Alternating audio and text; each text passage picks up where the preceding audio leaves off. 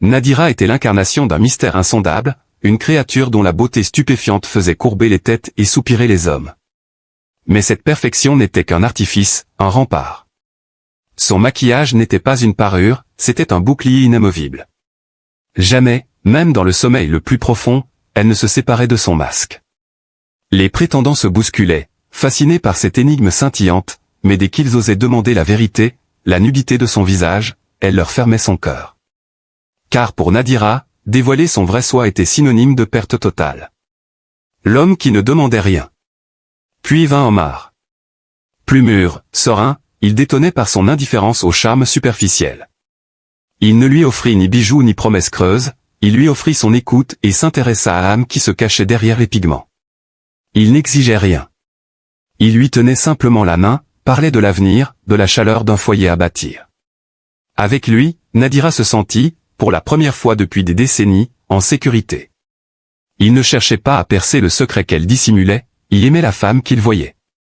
Elle accepta de l'épouser, convaincue d'avoir enfin trouvé celui qui ne la trahirait jamais point. Leur mariage fut un festin de lumière et de joie.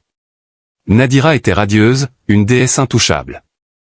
Lorsque la nuit tomba et que les invités s'évanouirent, le couple monta dans sa chambre nuptiale, le cœur vibrant d'une attente silencieuse.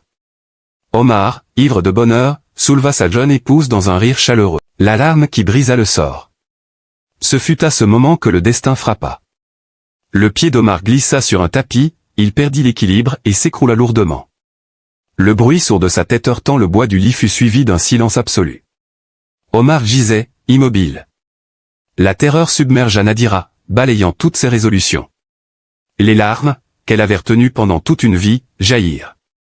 Elle se jeta à genoux, les mains pressées sur la blessure de son mari, sanglotant, « Omar, réveille-toi, ne me quitte pas. » Les larmes brûlantes roulèrent sur ses joues et, emportant les couches de poudre et de fard, firent apparaître, goutte après goutte, une peau craquelée et vieillie.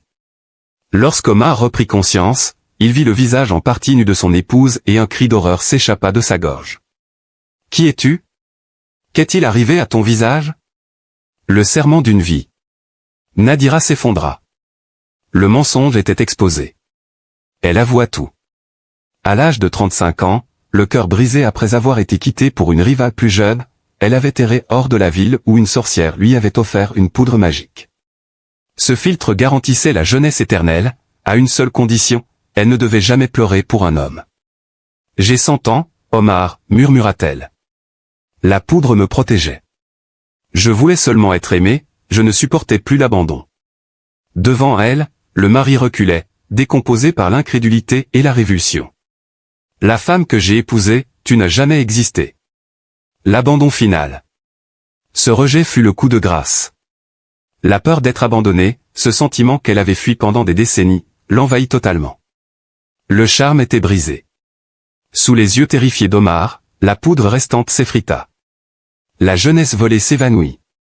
Nadira se plissa, se recroquevilla et vieillit à une vitesse vertigineuse jusqu'à n'être plus qu'une frêle vieille femme. Elle s'écroula au sol, ses dernières forces l'abandonnant. Ses dernières forces l'abandonnant. Son ultime souffle ne fut qu'un faible murmure, « Je voulais juste être aimé. » Dans le silence de la chambre nuptiale, Omar resta figé face au corps décharné de celle qui était censée être son épouse. Le masque était tombé. Le rêve, et la femme qu'il aimait, n'avaient jamais été réels.